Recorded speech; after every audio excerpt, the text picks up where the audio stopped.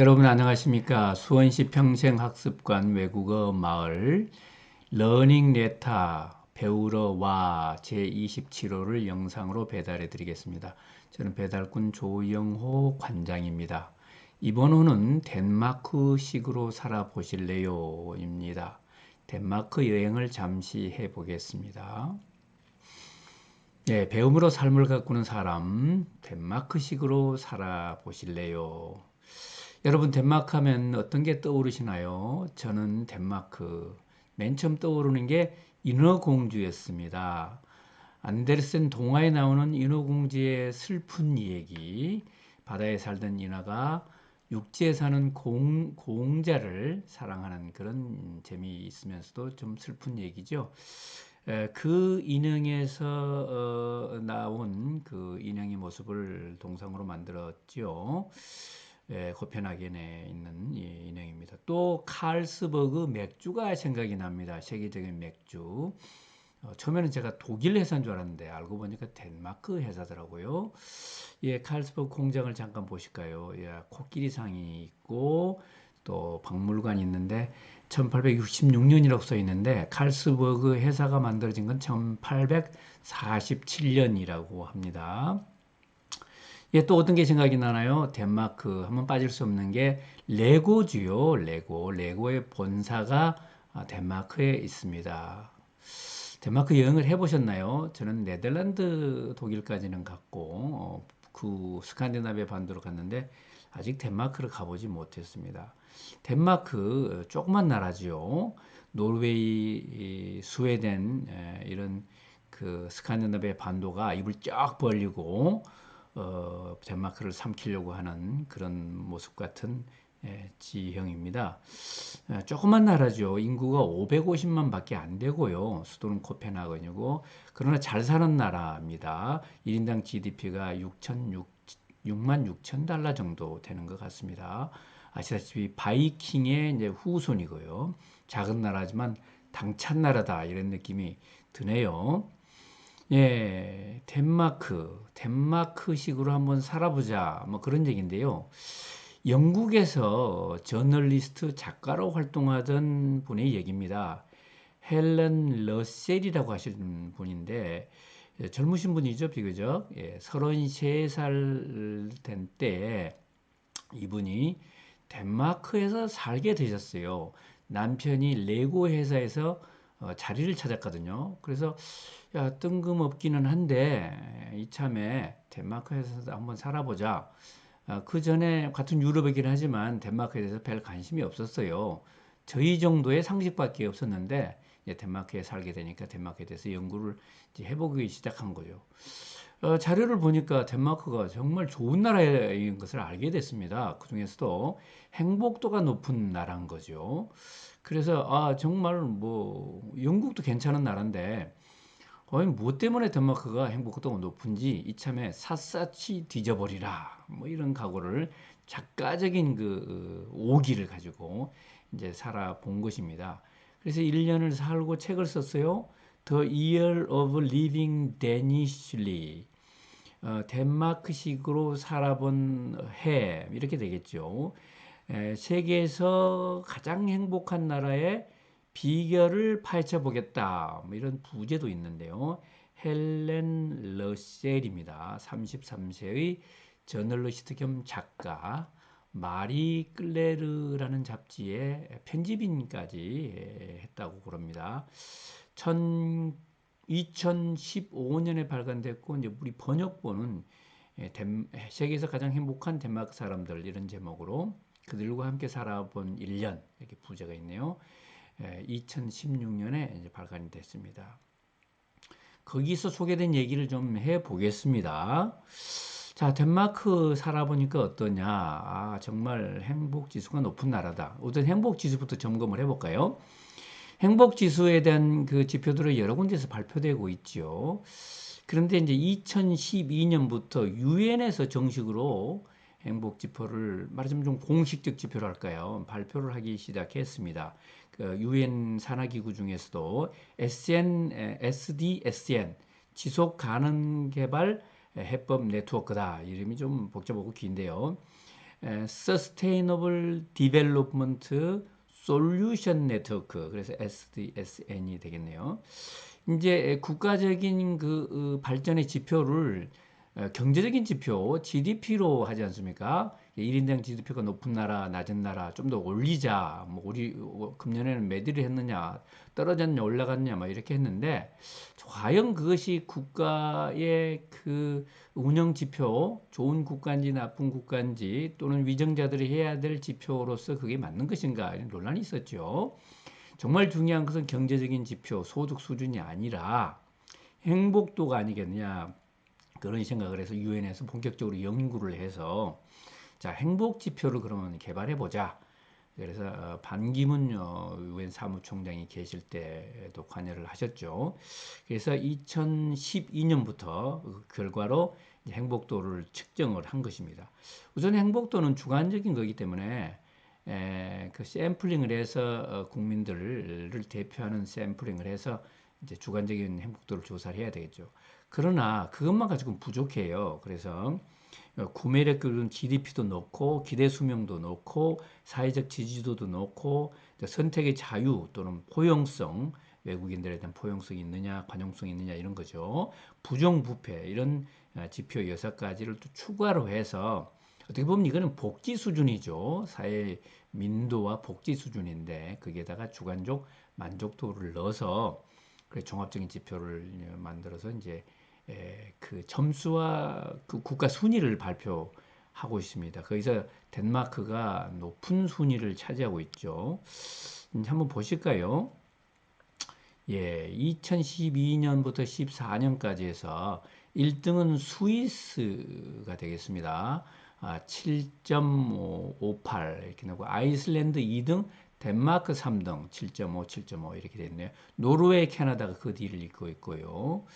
그 다음에 볼까요? 2014년에서 16년까지를 보면 노르웨이가 1위로 올라왔고요. 그 다음에 2위가 덴마크, 3위가 아이슬란드, 스위스, 그 밑에가 핀란드가 있네요. 그 다음도 볼까요? 2016년에서 18년까지 보면 핀란드가 1위로 올라왔고 2위가 덴마크, 노르웨이, 아이슬란드가 됐고 네덜란드도 보이네요. 그 다음에 볼까요? 그 다음에 2018년에서 20년 사이인데요. 핀란드가 7.8로 1등이고 덴마크 7.6으로 2등.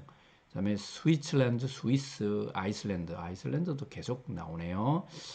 이렇게 보면은 덴마크가 항상 1등은 아니었지만 2등 탑 클래스에 계속 있어서 안정적으로 행복도가 높은 나라인 건 틀림이 없는 것 같습니다. 참 우리로서는 매우 부러운 나라죠. 2021년도도 발표가 됐는데요. 지난 3월 달에 발표를 했습니다. World's Happiest Countries 이렇게 쭉 발표를 했는데 1등이 핀란드, 2등이 아이슬란드, 3등이 덴마크, 4위가 스위스 이렇게 나왔네요. 예, 여전히 덴마크가 높죠. 핀란드도 만만치 않은 나라입니다. 핀란드 우리가 배울 점이 참 많은 나라 같습니다. 2021년은 코로나 사태 이후에 나타난 거기 때문에 특별한 의미를 갖는데 여전히 전통적으로 행복 강국이 여전히 강세를 보이고 있다 이렇게 볼 수가 있습니다. 이 행복도가 높은 나라, 이 덴마크의 사람들은 어떻게 살고 있나? 우리 아시아 사람들이 보면 많은 게 다르겠습니다만 같은 유럽에 있는 영국 사람이 볼 때도 정말 다른 건지 영국 사람의 시각으로 한번 보겠습니다. 이 헬렌 러셀이라는 사람이 이제 겨울에 그 덴마크로 가서 겨울부터 쭉 보면서 1월, 2월, 3월, 3월 해가지고 매월 그 일기를 써서 그거를 책으로 챕터를 만들어서 소개를 했어요. 거의 뭐 인류학적인 수준의 참여 관찰 일기다 이렇게도 생각이 될 정도로 상세한 내용이 있는데요. 일단은 자기들도 집을 구해서 가구를 좀 배치를 해서 집을 꾸며야 되지 않겠습니까? 그러면서 느낀 게, 야, 덴마크 사람들은 참 디자인을 중시한다.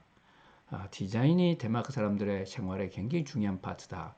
그리고 예술적인 감각이 뛰어나다. 이런 것을 느꼈다 그럽니다. 덴마크식의 디자인, 또 덴마크식의 인테리어를 또 느끼는 것부터 생활을 시작했죠. 그리고 이제 일을 시작을 했는데 남편이 오후 4시에 퇴근하는 거예요. 영국에서는 6시 이후에 퇴근하는데 도대체 어떻게 된 건지 했더니 여기서는 4시만 되면 다 퇴근해서 있고 싶어도 있을 수가 없다. 알고 보니까 주 34시간을 근무하는 거죠. 금요일 날은 오후 3시에 퇴근을 한다 그럽니다. 뭐 남아 있을 수가 없다 그래요. 그래서 주 40시간을 근무하는데 영국은 주 37시간, 한국은 우리가 47시간 이렇게 근무를 하게 되는데 같은 유럽에서도 영국보다도 훨씬 적은 주간 근로 시간을 보이고 있습니다. 그리고 그런 가운데서 스트레스가 쌓이는 그런 근로자들은 다른 일자리를 얼마든지 찾아갈 수가 있다.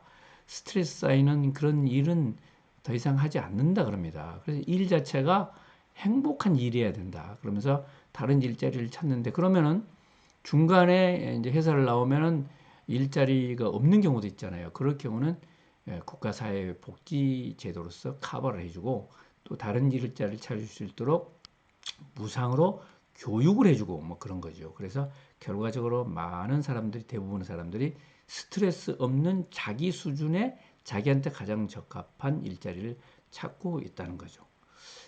덴마크에서는 실업이 별로 문제가 되지 않는 것 같아요. 회사에서 나오면 바로 사회에서 교육을 시켜주고 또 다른 일자리로 찾아갈 수가 있게 된 것 같습니다. 그리고 직업이나 신분에 따른 차이가 정말 없다는 사실. 돈을 많이 벌기 위해서 특별히 노력할 필요도 없고 그렇다고 해서 그분들이 특별히 사회적으로 대우를 받는 것도 없고 그 뒤에 보시겠지만은 일찍 퇴근하면 덴마크 사람들은 무엇을 하느냐?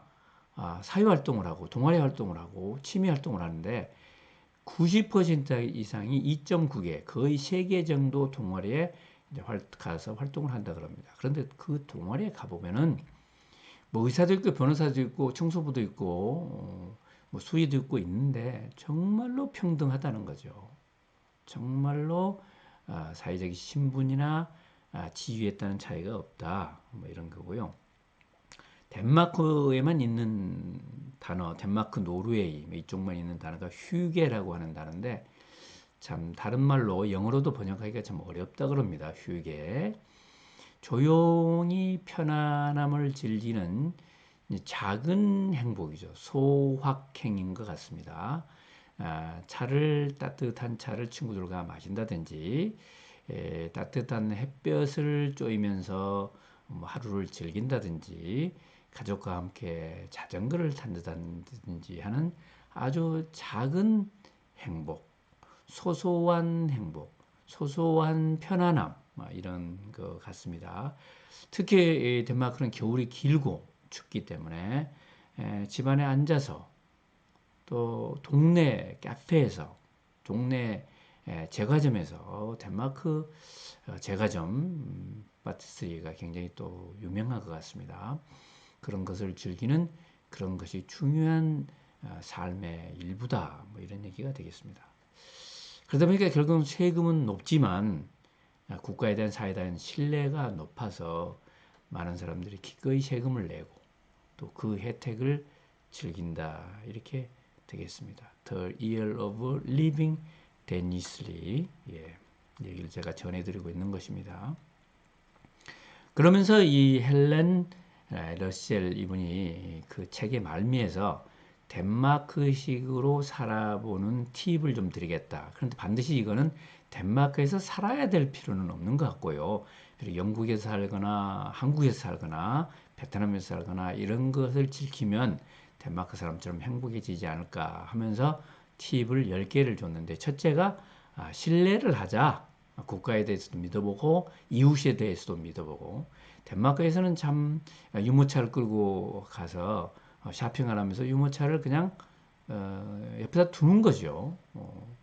미국에서는 그런 경우를 참 보기가 힘들고 한국에서 요즘은 굉장히 불안하잖아요. 해코지나 하지 않을까.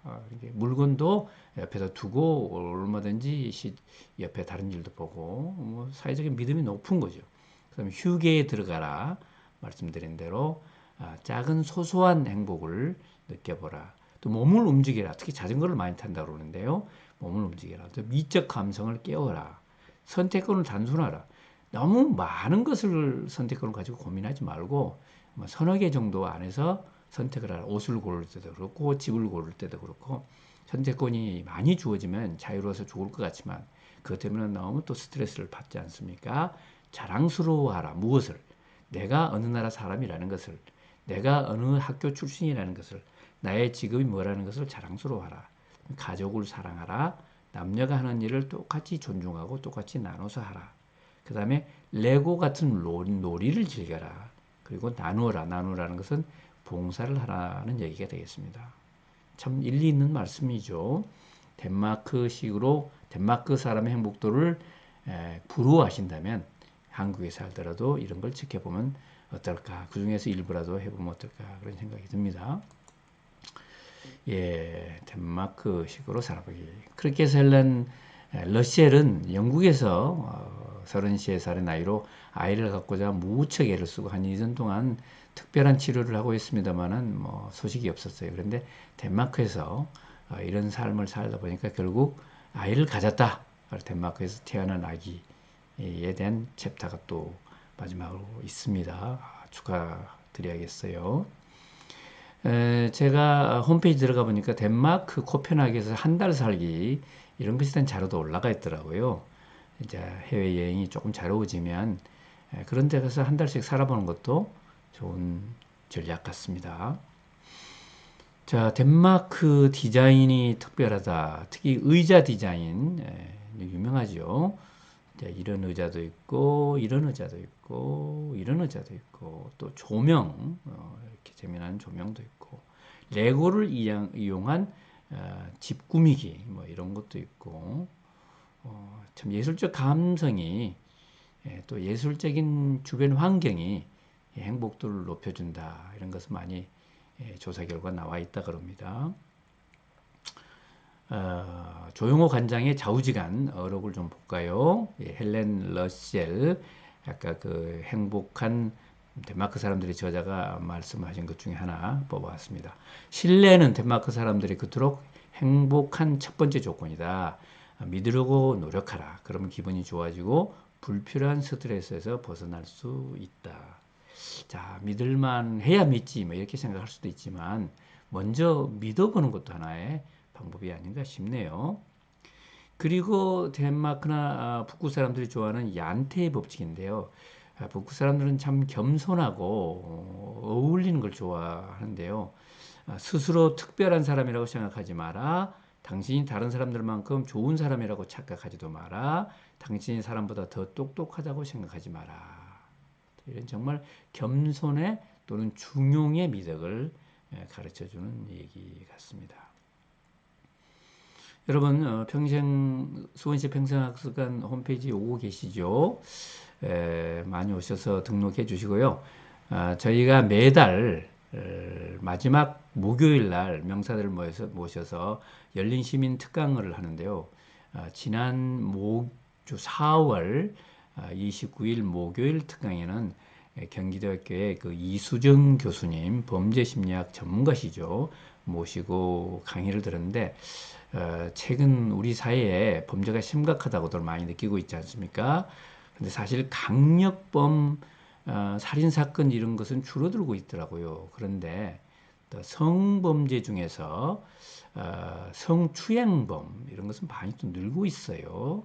그래서 특히 디지털과 관련해서 사진을 찍어서 올린다든지 또는 N번방 같은 그런 뭐 디지털 성범죄를 저지른다든지 이런 건 늘고 있더라고요. 그러다 보니까 많은 또 젊은 20대, 10대 애들이 그걸 관여를 하게 되고 그러다 보니까 아동 청소년 대상의 성범죄도 늘게 되고 또 아동 학대의 그 가해자들이 또 점점 젊어지고 그렇게 해서 이것들이 악순환이 되는 고리가 또 형성이 되어 있더라고요.